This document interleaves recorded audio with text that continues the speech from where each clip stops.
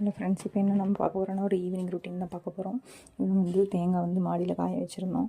எதுக்கு அப்படின்னா தேங்காய் எண்ணெய் எடுக்கலாம் அப்படின்னு சொல்லிட்டு காய வச்சுருக்கோம். இதில் நம்ம ரொம்ப கம்மி குவான்டிட்டி தான் போட்டிருக்கோம்.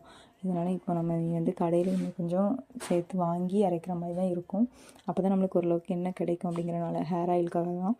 அதுக்கப்புறம் அப்படி எடுத்துகிட்டு அப்புறம் ஷால் நம்ம எதுக்கு போட்டிருந்தோம் அப்படின்னா மாடியில் வைக்கிறதுனால இந்த காக்கா குருவி தான் எடுத்துடக்கூடாதுங்கிறக்காண்டி தான் சும்மா பேருக்கு ஒரு ஷாலை போட்டு கவர் பண்ணி வச்சுருக்கோம்.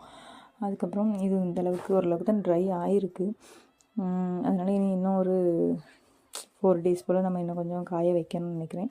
அப்புறம் அதை அப்படியே கீழே போய் வச்சுட்டு நெக்ஸ்ட் ஒரு டீயும் குடிச்சிட்டு நம்ம அப்படியே மாடிக்கு வந்தாச்சு ஒரு வாக்கிங்க்காக. டெய்லியுமே மார்னிங் அண்ட் ஈவினிங் ஒரு 1/2 hour வாக்கிங் போவேன் எப்போவுமே. அதே மாதிரி டின்னருக்கு 2 எக் வச்சு ஒரு ஆம்லேட் மாதிரி மேக் பண்ணி டின்னரை முடிச்சாச்சு.